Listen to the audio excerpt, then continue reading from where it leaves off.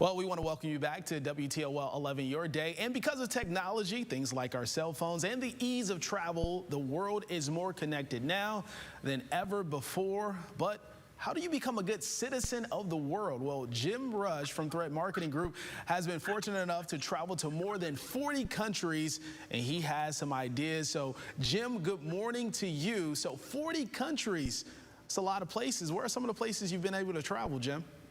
Oh, it's great to be here, Stephen. First and foremost, I want to make sure everyone knows I'm so proud to be a Toledoan, and my career has given me the good fortune to travel around the world. But I'm always happy to come back to Toledo. Some of the really interesting places I've been are China, Ecuador.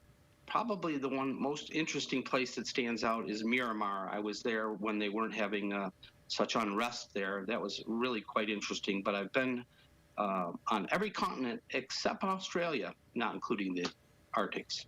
So that's really cool because you've been able to get a perspective, see different cultures, I'm sure try some really tasty foods. So when it comes to us being good citizens, what advice do you have for Americans who travel abroad?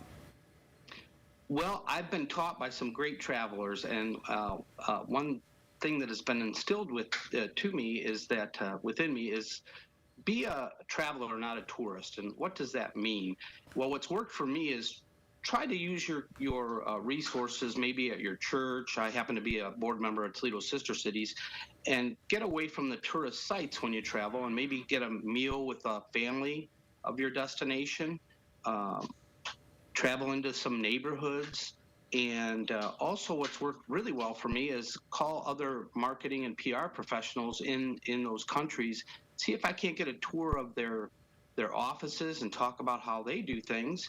Not only am I widening my professional connectivity, but I also make great personal connections as well. Awesome. So, Jim, when you get away from doing some of those touristy things and you're having a meal with a family, how does that impact an individual when they go and they travel abroad? Well, I mean, there's no substitute for being with people that are of that country. I always try to do a little research on their political system, the predominant religious system, and I will say that I always come at it from a point of view of understanding rather than critique or criticism. I just seek to understand, and I always keep in mind that the American way is a great way, but it's not the only way. So for Americans who are traveling, what is one thing to be aware of when going to another country? Well, there's about 6,500 languages in the world. So because this is Statman, I want to bring up a couple stats. And if you learned how to say hello in just 8 or 9 of those languages, yeah, there they are on screen. You can greet over half the population of the world. And that's a simple way to show respect and get treated just fine. If you can say hello and thank you, it really goes a long way.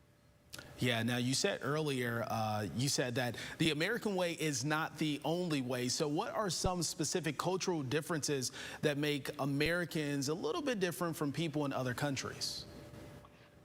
Well, each country varies, but I will say that Americans, by nature, we are very fast-paced, and I'm not saying this is wrong or bad. It's just that we are a forerunner and innovator in so many ways, and so we tend to be a bit fast-paced. Now, some other Latin American countries, they look at time in a totally different way, much slower paced. I'm sure many of the viewers have probably experienced going to maybe a Latin American country or Spain, and from 11 to 2, there's really no shops open because they take a long afternoon lunch, and so you really have to kind of get in the groove of the pace.